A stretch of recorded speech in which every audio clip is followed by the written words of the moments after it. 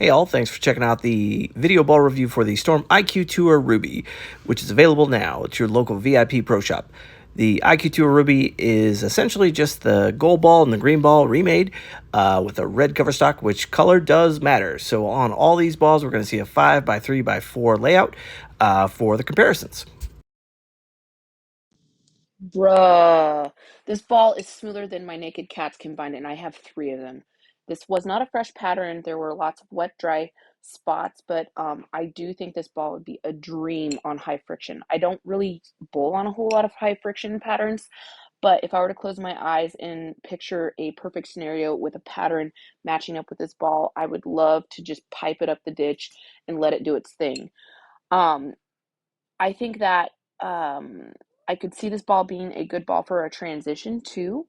If you're seeing that, a scuffed up ball is too much, but you're not quite ready to go to, something shinier, I do think this would be a good ball to, use as that buffer or that filler. In comparison to my Fate, like, I don't think that there is really much of a comparison. The Fate is a different beast. Like I said in the last video, Belmo did it right. I just it's going in my bag straight. So the IQ Ruby is a great ball, don't get me wrong, but I do love the Fate. If my toddler were to review this video, not my baby at the very end of this one, but my toddler, she would say that the Fate is a boss ass pigeon. Um, the IQ Ruby is literally a green and gold ball if they made a baby, and I'm still living for it, but I need to play around a little bit more.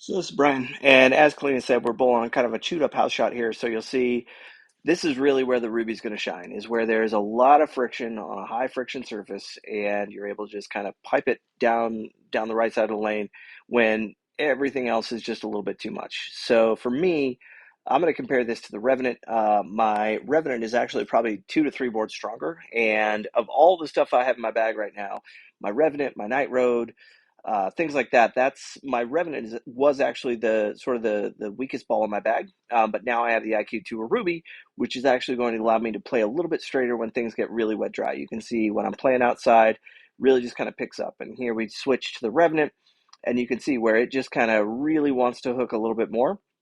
So I had to move left, get a little bit more left to right, and get everybody excited, including the baby, about how much we hooked the ball.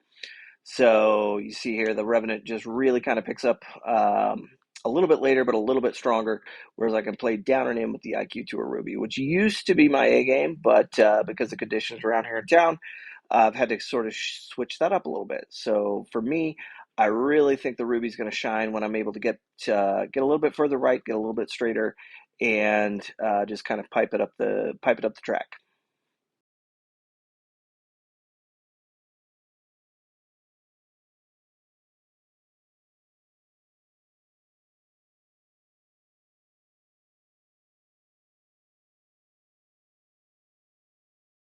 So up next, you're going to see our third tester.